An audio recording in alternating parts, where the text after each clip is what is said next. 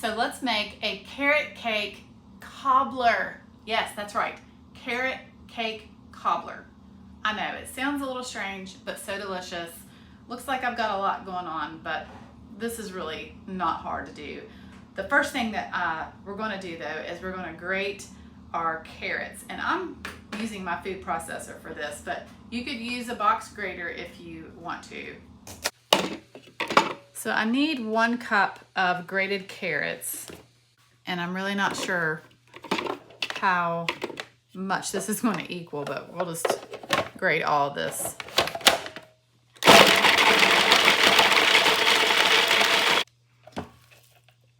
All right, so I'm going to measure out 1 cup of carrots. Now, I like using the food processor because they get really finely chopped in the food processor. All right, so I'm gonna add the carrots. All right, then you'll need 1/2 cup of applesauce. I don't really know if this equals 1/2 cup, but I just use 1 container. 1/4 cup of milk. 1/4 cup of melted butter, and then a teaspoon of vanilla extract. I'm just going to eyeball this. All right, so this is the wet ingredients here. Okay, so for the dry ingredients, I have 1 cup of all-purpose flour, 3/4 cup of sugar, 2 teaspoons of baking powder, 1/4 teaspoon of salt, and then I'm going to use pumpkin pie spice.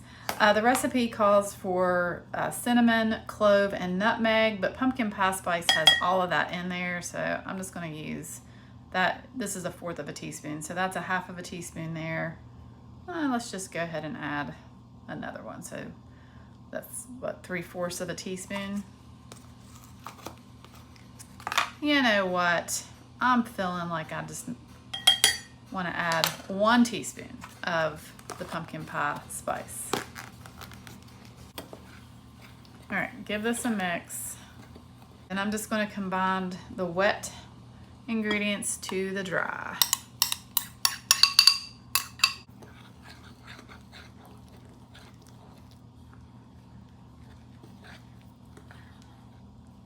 Okay, so I have greased I believe this is a 7 by 10 baking dish, and I'm just going to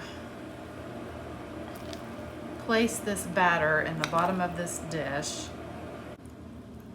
All right, I'm going to spread this out. And then I'm going to top it with 1/2 cup of brown sugar. And then I'm going to add nuts. Now, I would usually use walnuts, but I didn't have any, so I'm just using pecans. But you don't have to use nuts if you don't want to. All right, and then I'm going to measure out 1.5 cups of boiling water. Pour this boiling water all over top of the batter. You don't stir. Place this in a 350-degree oven for about 40 to 45 minutes.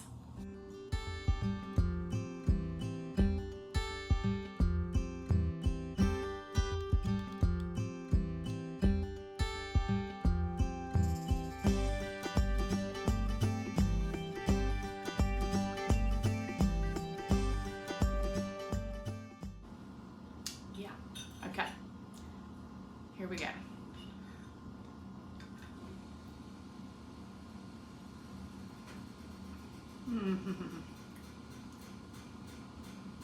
If you love ooey gooey, you're gonna love this. Oh my goodness.